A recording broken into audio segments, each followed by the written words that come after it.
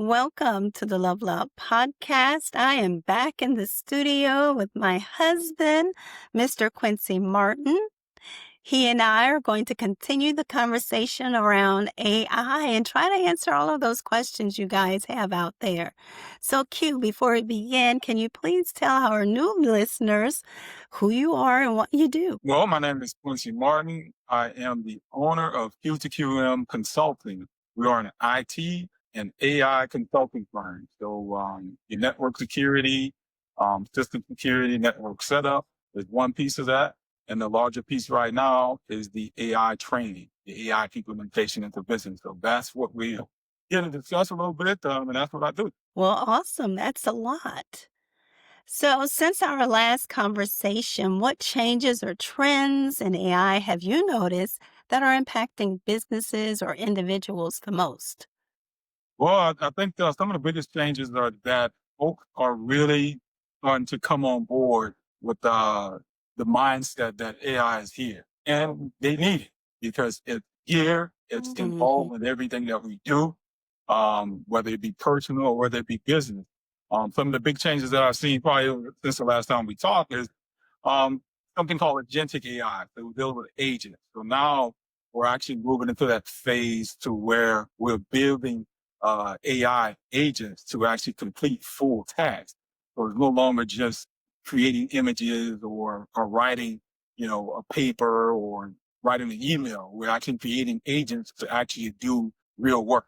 So I think that's probably the biggest thing folks are picking up on right now.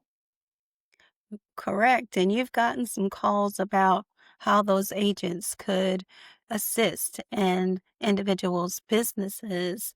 And so those agents are the real deal. Absolutely. So many people are still feeling intimidated by AI. AI for some, can be very scary. So, how do you simplify AI concepts for people who are brand new to it or still on the fence about AI? Um, I guess you have to look at it like we looked at the internet when we first got the internet. Nobody really knew what it was or how it worked and what we can do with it. But we found out by doing what? We had to get on the internet.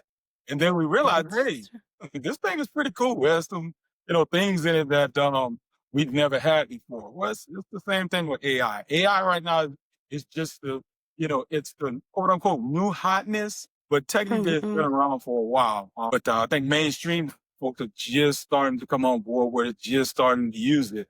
The only way to get rid of that fear is you have to engage it.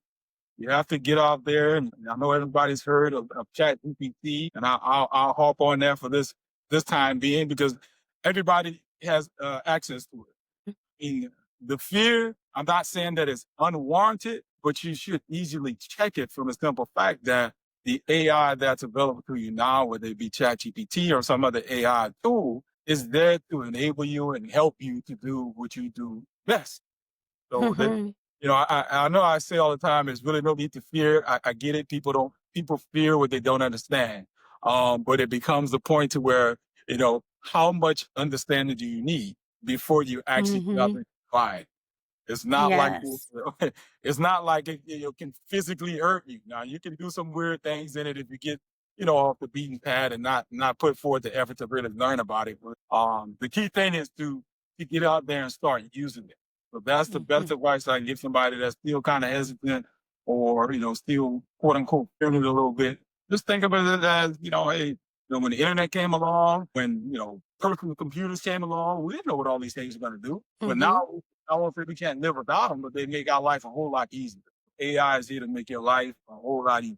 That part. And I like what you said. You have to have a purpose for what you need AI for, because if you don't, you're going to find yourself frustrated and overwhelmed, and you're not going to get the outcome or the expected benefit from the tool that you're using. So Absolutely. I wanted to sneak a question in, because during one of your trainings, there were questions about how do individuals detect deep fakes.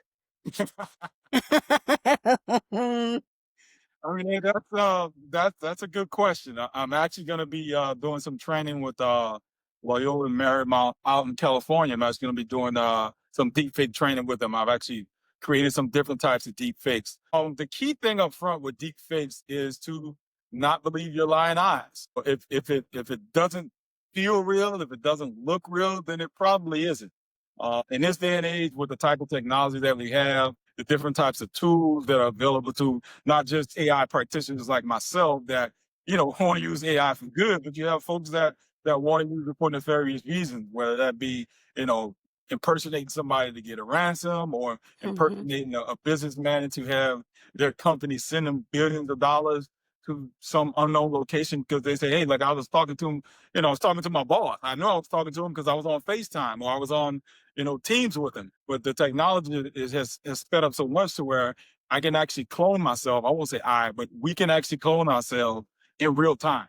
So as I'm Mhm. talking to you right now, there's a tool that I can use that can make me into anybody I want to. And if I have their voice already cloned, then I can use that voice.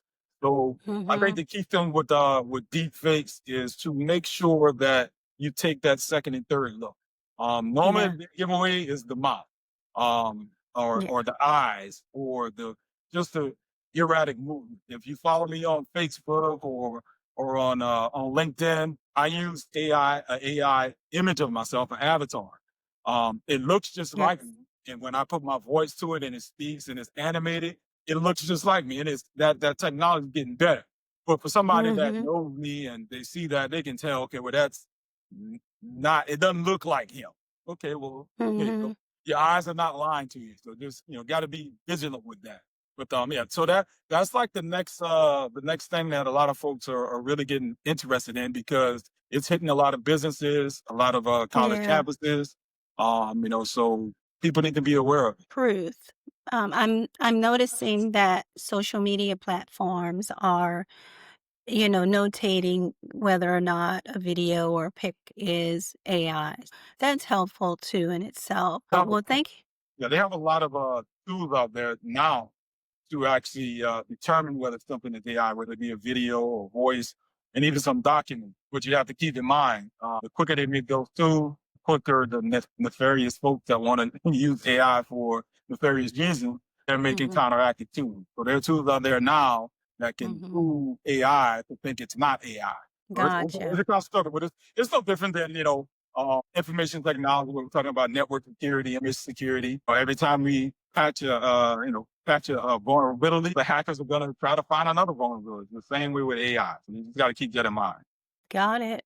So many of my friends and people say, "Oh, I gotta learn AI and my company needs this." IT consultant as well as an AI coach. What does either role look like for an individual or an organization who may need your help Um, and support? so I think the the IT part people understand. They understand they have a network, understand they have hardware, software. They understand that they need to secure, their information. So that's Mhm. one part of my business. I actually consult folks and try to give them the best, give them best practice type of information that they need to have a network set up. So what type of security protocols do you need on that network? What type of software do you need? What type of hardware? So that's the IT portion. I think people are fairly comfortable with that because Yeah. everybody's on the network, everybody has a computer, and I'm pretty sure they go through, if not weekly, like some folks I know, at least monthly or every 6 months, they're going through their IT training, to make sure that they keep in their network and everything secure. On the AI side of it, it falls underneath that, sort of speak, because that information that you have now can be used in AI, but AI is connected to the world. Mm. So you have to be careful about, what information that you put in some of the AI tools. As far as the coaching piece, I think my main goal is to try to get as much information out to people about what AI is, how it operates, and how it can help them, whether it be in their personal life or in business. I think Mhm. that's my main goal to get that information out. Because I think for the most part, when companies say, "Hey, look, I really want to use AI, but I really don't know what it can do for my company." Well, that's where you have that conversation with myself, or somebody that does what I do. But that's where I sit down and the first thing I ask, so, well, what are some of your pain points? Some of the things that Mhm. concern you that you think AI can actually help you resolve. Because a lot of people understand AI as maybe like an easy button, but it's just an easier button.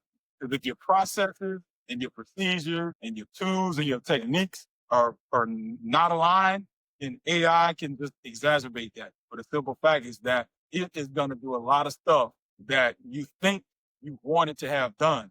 But if you're not aware of the tool and understand how it operates and how it functions and what things can change in your organization, business, or school, then you might find yourself in a little bit of trouble as far as trying to go back and fix it. So Mhm. so they're just they're two different areas. You have the IT, network security, information security focus. Then you have my the AI training and implementation. Mhm. I think right Mhm. now I key more on that because I saw this 2 years ago. As I start getting into AI and really start delving into it and understanding different nuances of it, I saw this as being a disruptor, and it is Mhm. disruptor It now. is. And It now folks is. are just starting to come on board, trying to understand it. Some of them are wasting a lot of money buying tools that they don't need. And the reason Mhm. why they're doing it is because they don't understand the process or the capabilities of certain AI tools, and they really didn't identify what they need as a business or what they need help with or their pain points. And that's where I Mhm. fit in that, talking to folks, kind of helping them identify that and then point them into the right direction. Now, as far as, training of personnel, I always start with the basics. Mhm. This is what AI is. These are the capabilities. These are the limitations. These are some of the different tools that are available to you. Now we just have to figure out how those tools match up to what you want to get accomplished in your business, your personal life, or your organization. Okay, so that's awesome. So with that being said, can you share an experience where AI assisted you in educating an individual or a group to increase effectiveness on their job or in their role and responsibilities? Well, in my particular case, I think the coaching part, the training part of AI. Keep in mind, I have to build all those tools.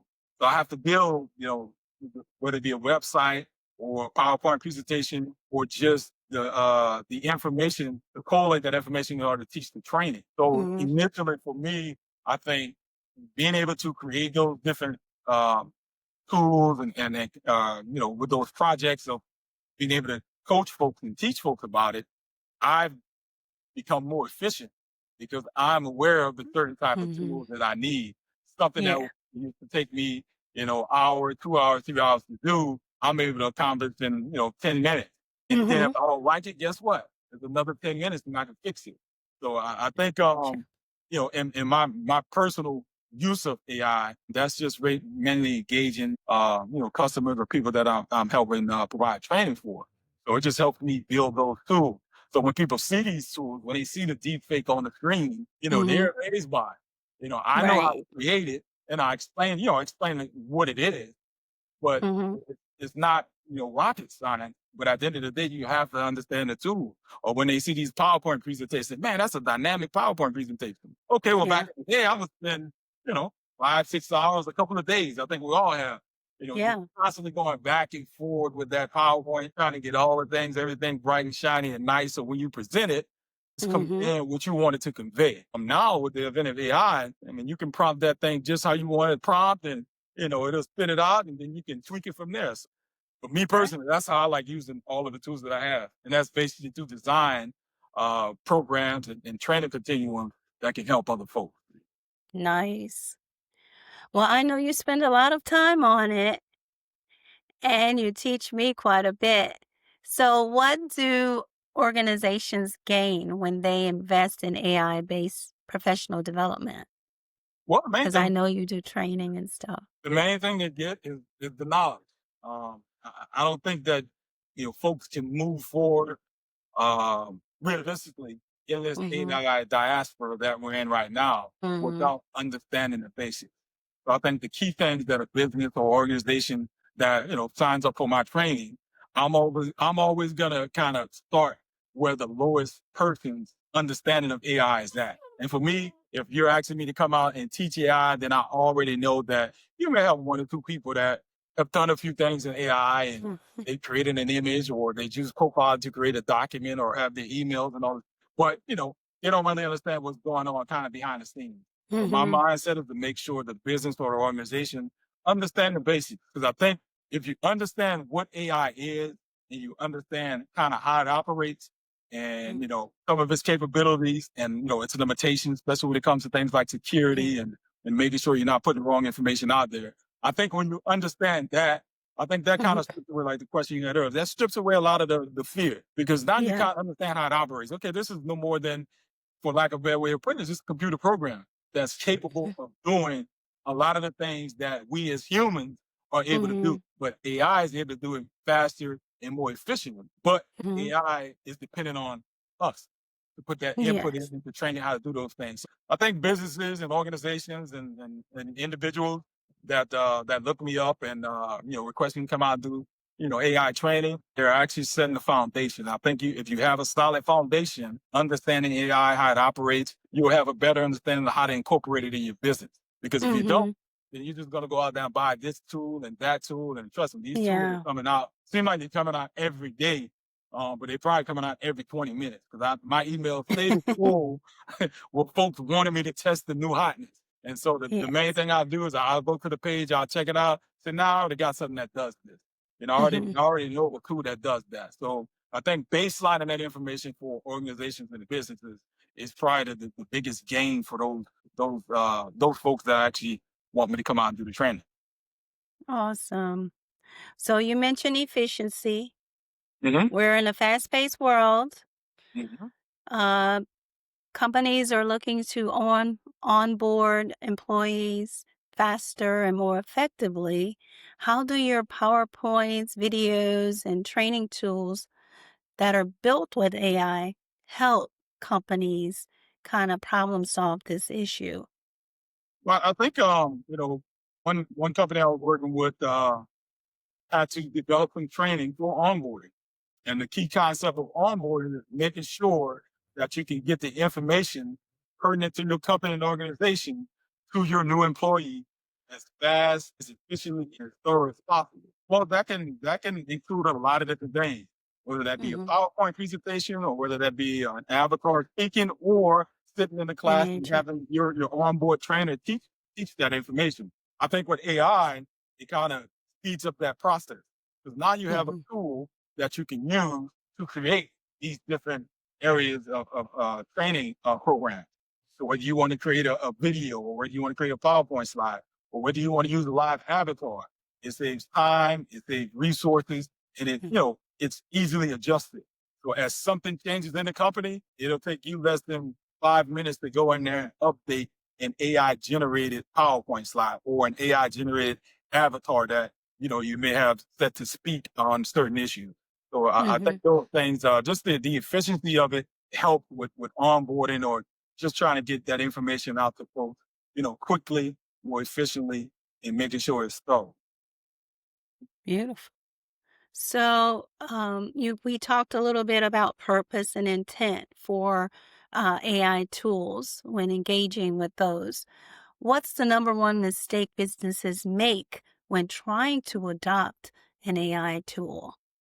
Well, I almost think that they wait, because they're waiting for that perfect AI tool. There Hmm. is the perfect AI tool because, all businesses don't operate the same. Their focus are not the same. Their end goal with using AI or any technology is not the same.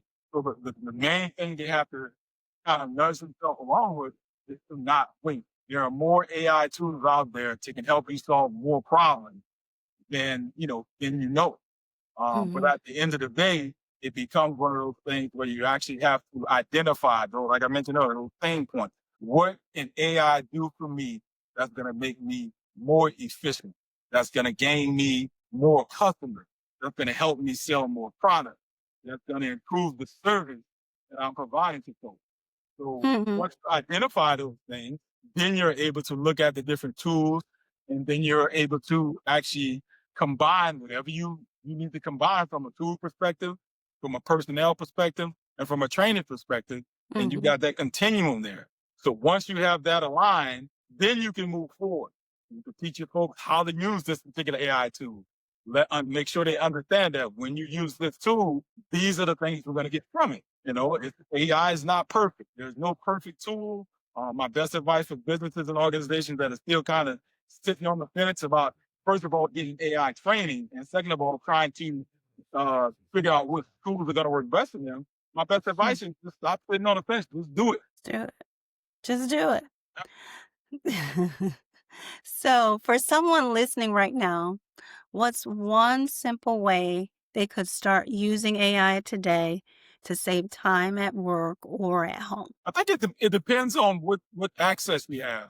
I would normally tell folks, hey, if you have access to Microsoft, there's no reason why you shouldn't be using using Copilot and Outlook just to summarize emails. It's something fairly simple to do. If you're using Copilot, it'll pop up on the right side of the screen. It's going to walk you through the steps. You just tell it what you want to do. So something like, organize my emails based off of this, that, and the other, or take a document that you have in Microsoft Word, and tell Copilot to summarize it. So take a 10-page document and say, hey, look, it'll pop up on the side. Summarize this document into bullet points to where it makes more sense to me and it's easy to consume. So you may not have to read the whole 10 pages. You can get that bulletized, summarization for Copilot. Most folks, I don't think everybody has access to ChatGPT because it's free. Now you have different tiers that you can pay for, get more access, but for the most part, it's free. Account, log on to ChatGPT. I would tell folks, to get comfortable and feel more, kind of aware with the AI piece. Just set up a ChatGPT account, log in there, ChatGPT, say, hey, look, this is my first time using ChatGPT. This is my first time using any AI. What advice can you give to me to make me feel more comfortable with using you? And you'd be surprised with the type of information it'll give you. So the main thing is making sure that you get engaged with it and just start, because you can't say that it's not available to you. Because if you have a smartphone, if you have a computer, laptop, whatever have you, if you have any of those things, you have the capability and the access to AI. So there really is no reason for you not to be engaging in it. You're not going to break anything. You're not going to, your personal information is not going to be stolen. Just make sure you're not putting, PI type of stuff out in, the AI chat, AI universe there. But a simple question, start by asking a simple question. Start by having, like I said, if you have Microsoft Suite 365 Copilot, just have it do something simple, very simple. Take a document. Hey, I need you to summarize this document. Or, go to your Outlook and say, hey, look, I need you to summarize all the emails that I got in my email account today. And it'll do that. So you have to start using it in order to get more comfortable with it. It's strange that folks, say that, oh man, I don't know, or I'm scared of AI, or this is that, and other. And then when I ask them, I say, have you ever used it? Like, nope. Nope. Like, okay, well, Nope. I understand that fear. It's natural. But at this point, at this day and age that we're in, we're immersed in AI.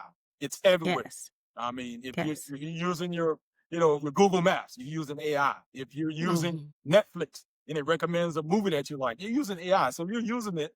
So you just have to get more involved and understand the tools that are available directly to you. Exactly. Well, you said a whole lot right there, because we do have a bunch of people who are still on the fence about AI and using it. But you brought up a key point. Responsibility is key. We talked about that last time, and using AI in good faith and applying ethical practices and integrity. That is so important that we assume that responsibility Yeah, with that. So I just needed to throw that out there. So, absolutely. yeah. What folks really have to keep in mind, because AI and technology is moving so fast and available to pretty much everybody that, like I said, hey, you have access to the internet, and you have a smartphone or laptop or computer, you have access to AI. Moving so fast, and things like deepfake and that stuff is only going to get better and better and better. To where Yeah. not even a person like myself, who I think I'm pretty good at, being able to identify a deepfake because I understand the tools that that they're using that's behind the scenes. The technology is moving along so fast, and the information that is coming out on how not only to employ AI, but also lack of a better way of putting it, how to defeat AI. So you have Mhm. hackers, you have folks that want to use AI for nefarious reasons. All of the tools and everything out there, all of the with kind of the gates that are put around the AI tool to try to protect Mhm. folks, security gates. Those things are constantly being tested. So you just have to be aware that you know, and use AI in a manner that you would want it used against you, so to speak. Be ethical with it. Mhm. But what you Mhm. put into it is more than likely what you're going to get out of it. But Yeah. sometimes what you put into it, somebody's waiting to get. So you have to keep Mhm. in mind that, not all AIs are created equal. There are certain platforms that you may be able to put some PI stuff into it. There's a whole security piece that has to be involved in that first. And then there are other things like, open chat GPT. You don't want to be putting your personal information in there. You don't want to be putting your business, secrets in there. Because guess what? If I was a nefarious person and I knew you didn't know anything about AI and I found out that you put this information out there, well, I can use that to do whatever I want with it. So you just have to keep that in mind. People need to really be vigilant with it, not to be afraid of it, but just be Mhm. vigilant like anything else. Yeah. You're using Cash App. You can be Cash Apping somebody, money to somebody you don't know. Now they can impersonate somebody else, but now you have to use other tools. Make that phone call. Go back on that door if you're told by, hey, look, you send me a Cash App for this because they're using AI Mm. tools to just flood the market. I'm using Cash Mhm. App, but that's what any of these pay at.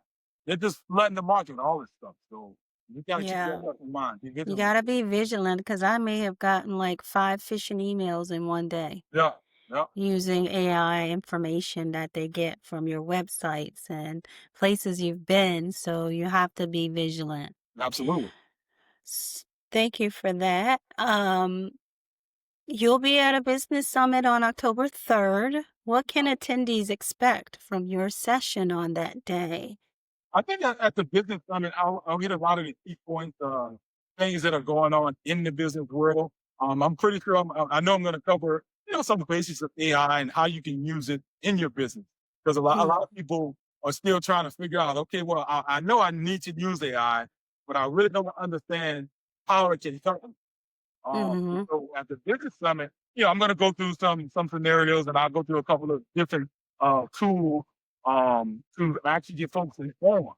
Because mm, whether they're selling a product, or whether they're yeah, selling a service, or they're just working, at a particular company. There are different use cases for different types of AI tools. So at the business summit that you mentioned was October 3rd. My goal is to get folks informed. My goal is to mhm, give them the information, and I obviously allow for question and answers. I think that's where a lot of the kind of the rubber meets the road when folks are mhm, really trying to connect what AI can do for them in their yeah, company, their organization, and in their personal life. So I think making sure that I answer the questions that they have because it's a lot. You know, it, I yeah, won't have time to go through a particular tool into the nitty details.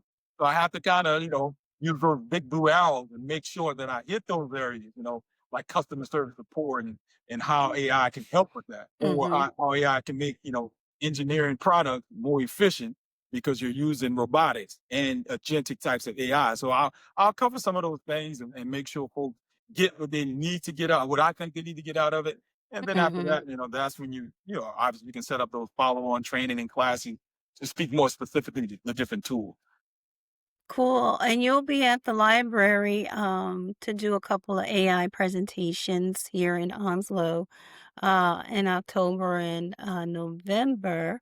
So you give back a lot to the community. Can you tell our listeners, the importance of sharing these conversations in our community? It's very important. At the libraries, I think, everybody has access to that. It's not like, Mm-hmm. you need to have a certain amount of money to attend or this is that and the other. I think the Mm-hmm. and I have designed for that is to really just give folks informed. Now, in that particular training, I think it's probably going to be about a 2-hour training session. We're actually going to go into some of the tools. I know a lot of people come to these events, and the event that whether it's paid for or whether it's free, they come to the event and they really want to be able to use the tool. Mm-hmm. I'll make you sit through and make you learn what AI is, its capabilities, and its limitations first. But I think Mhm. in those particular training, we will on the back end actually get into some tools. So we'll do some exercises with ChatGPT. We'll do some exercises with Copilot. I think Claude's in there. And we'll also do some exercises with Gemini. So there's a lot of things, a lot of stuff we'll go through. I won't be able to get through everything, but obviously I Mhm. want to give folks, first of all, that base knowledge of understanding of what AI is, capabilities, and its limitations. And then Mm. actually go through some tools and kind of show you some practical things that you can use and you can practice on your own. So I'm looking forward to that. Awesome. And you're very modest in telling others the different ways that you have leveraged AI. You've written several books using AI as well as generated illustrations, beautiful illustrations. And you've created a tool called Smart Teach. I didn't add that. I didn't add that on the lineup, but can you briefly tell us about Smart Teach? So as I learn more and more about AI and how to build certain tools, I'm not a coder. I never was a coder, so I don't write code. But AI is so advanced at this point to where if you understand the specific tools and you understand what you want to build, there's an AI tool or different tools that you can use to create applications. So obviously, with you being in education and just with a general affinity for teachers and trying to help them to help the student and Yeah. give them back some of their time, I created the Smart Teach app. And it's a very basic and simple application for people to use to where the teacher can go in there and he or she can create a lesson plan. They can create some tests and quizzes, and they can save information in it. So it's a tool that I created that just starting to kind of get it off the ground and get it out there published. Right now, I still have some teachers that are actually testing it out to make sure that all the functionality is there because I can only test so much. I'm an IT Yeah. guy, so if the functionality is there and it works for what I understand it's supposed to do, then I'm great with it. But Hmm. once I put it in a teacher's hand, well, they're going to use it from a different perspective. They have a different Yeah. mindset, and they have different touches and feels that will work better for them. So I'm just waiting for that feedback on that. But yeah, so that's one of the tools I created. Matter of fact, just yesterday, I created a kind of a game where and I know I didn't tell you about this, but I created this game dealing with deepfakes. So essentially what I did, Oh. I created some deepfakes. So I took some images of famous folks offline and took their pictures, and then I created some images and kind of some animations to create deepfakes. And so it's like a game. So I'm still working on it, but I think I have Hmm. it now. So that's just another tool that I give to somebody. I say, look, here's how you start to learn how to recognize deepfakes. Yeah. Because people won't, they don't look at the teeth, look at the eyes, or just different things that they'll notice. Hmm. But at a quick glance, if you're on your cell phone, oh man, this you wouldn't. How do you know? I Yeah. mean, even some of the avatars I create, when I look at them on my cell phone, I'm like, man, if I didn't know that was me, I don't think so. Right. Yeah, Exactly. so I think as I get deeper and deeper into it, as far as creating the application and creating games, and I want to create useful tools for people.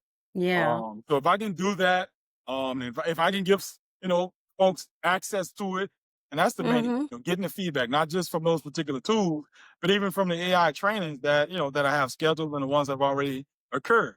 Getting Hmm. feedback from those folks, and they say, I would have liked your class a lot better if this, or can you Yeah. integrate this into it? Because this AI stuff is changing every day, so there's always a new tool, there's always a new process, there's always a new kind of a way to do certain things. And now a lot of tools are starting to combine. So you're getting a lot more all-inclusive type tools, but Hmm. it may be limited in functions in certain areas. So those are things that people don't, that are not really in the AI world, they really don't look at that. So, oh man, I can pay $25 and I can get all this stuff. But you got to keep in mind that if it has multiple different tools in it, it may not be the best tool to create that best object. So you got to keep that stuff in mind. Truth. Well, thank you for sharing. Yeah. So before we get off, I want you to tell individuals and organizations that are listening, how can they connect with you if they wanted to utilize your services? All right. Well, I think the main place you can go to is my website, www.qtqmm.com. There you'll see all of the information. I mean, there's some different training whether you need stuff done on the IT side, network security, and things of that nature. That stuff there. I actually have a whole page and part of the site kind of dedicated to AI training. Whether you want to learn how to create chat bots, or you want to learn how to create personal GPTs, or you need help with building certain things, all of that information is there. You can schedule a time with me on there. Follow me on LinkedIn. It's Quincy Martin on LinkedIn. That's it. So you find me on LinkedIn, Facebook, and what's it called? Instagram. You can follow me at Q2QM Consulting. So that information there, I'm always posting stuff. I'm a firm believer of putting the information out there. I don't want people to Mhm. say a year from now, 2 years from now, 3 years from now, when AI is really, really like ingrained in everything that we do, that they didn't have Yeah. an opportunity to learn. Or hey, I didn't know. Especially people that know me and follow me. Because you know me and follow me, you're getting a daily dose of something dealing with AI. Just to get folks informed, just to kind of get folks off the fence and get them moving and getting engaged in that. So that's the big thing for me. You are a big deal here. In my eyesight, for Yeah. sure. Yeah. So, thank you so much once again for showing us the ropes about AI. AI is here to stay, guys. It's Absolutely. not going anywhere. So, I encourage you to check out q2qmm.com for all your AI needs or AI IT information. It's there. Check it out, use it. You won't be disappointed. So if you love this episode, thanks again, Q. Mhm. If you love this episode, leave a review and share your biggest takeaway with us on social media. Until next time, keep loving, keep moving, and showing up for yourself. I'm Sonia Martin, and I'll catch you next time. Yeah.